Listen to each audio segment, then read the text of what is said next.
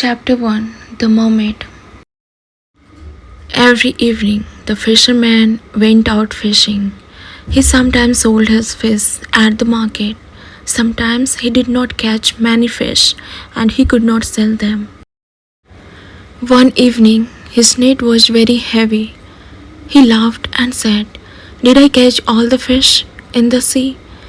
Or did I catch some horrible monster? I will give it to the queen. She will be happy." He pulled and pulled the heavy net. Finally, he pulled the net next to the boat.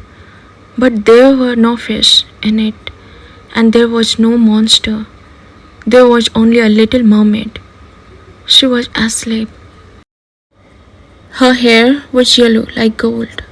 Her body was white like ivory. Her tail like silver and pearl, and her ears like seashell. She was very beautiful. The fisherman pulled the net closer to the boat.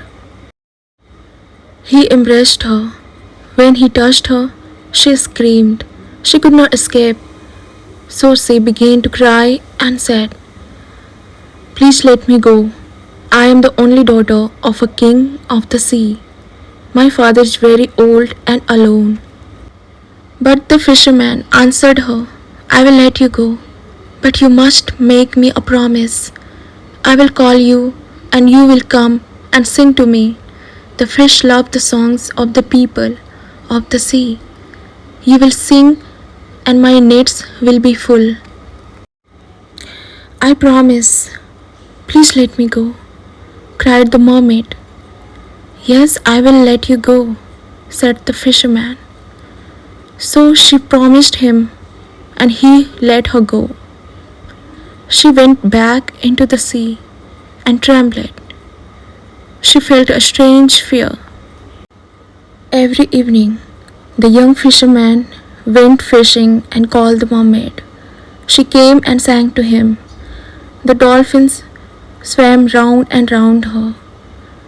The seagulls were in the sky above her head. She sang a marvelous song of the tritons, the men with long green beards. She sang of the gardens of the sea with their corals. Here the fish swim like silver birds. She sang of the big whales from the cold North Seas, and of the dead sailors in their ships at the bottom of the sea. She sang of the little children. They ride on the backs of the dolphins and laugh.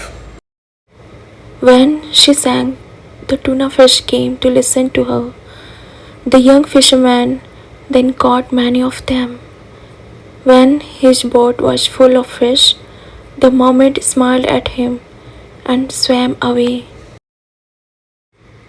But she never came near him. When he tried to catch her, she went into the water like a seal. Each day her voice became sweeter to his ears. Soon he forgot his nets and listened to her song.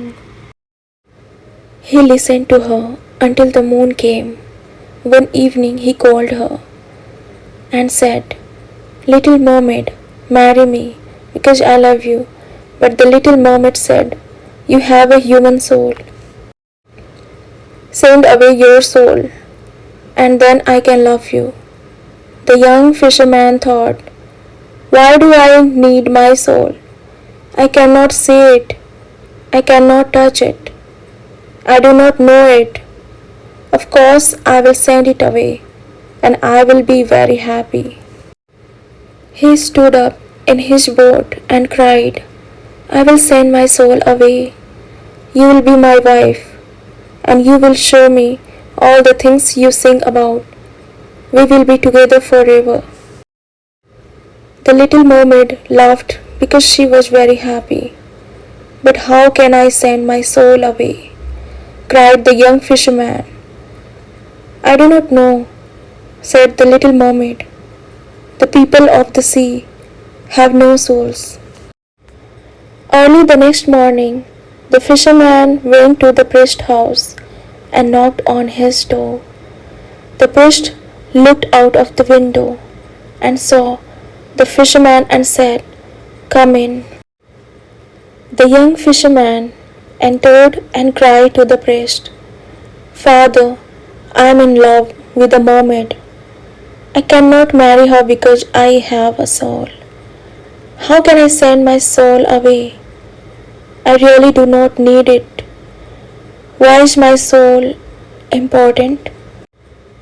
I cannot see it. I cannot touch it. I do not know it." The priest answered, "Are you mad? God gave you your soul. It is very precious. It is as precious as all the gold in the world. So, my son, do not think about this anymore. It is the worst sin. The people of the sea are lost creatures. They are like the beasts of the fields. They do not know what is right and wrong. God didn't die for them." The young fisherman began to cry and said, "Father, the fawns live in the forest and are happy.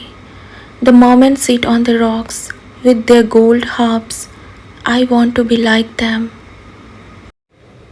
Why is my soul important? I have a soul, but I cannot have the mermaid, and I love her." He cried. "It is horrible to love your body," cried the priest. "The fawns of the woods and the mermen are horrible. I hear them at night. They try to distract me from my prayers. They are lost. I tell you, they are lost. There is no heaven or hell for them." "Away, away," cried the priest. "Your mermaid is lost, and you will be lost with her." The young fisherman walked sadly to the marketplace. When the merchants saw him, they said, "What do you want to sell?" "I will sell you my soul," he answered. "Please buy it from me because I am tired of it." What can I do with a soul? I cannot see it. I cannot touch it. I do not know it. But the merchants laughed at him and said, "What can we do with the soul? A false coin is more precious. Sell us your body, and we will give you a lot of gold. But we will not give you any money for your soul." The young fisherman thought, "How strange this is." The priest said, "Your soul is as precious as all the gold in the world.